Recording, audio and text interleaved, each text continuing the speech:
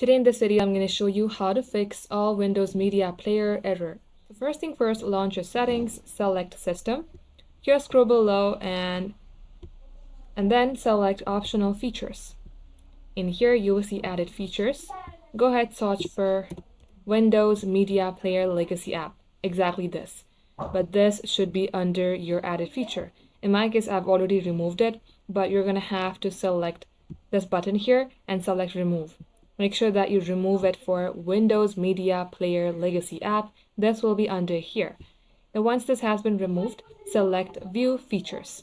In here, type in exactly what you removed, which is Windows Media Player Legacy. Check the box, select Next, and then Add.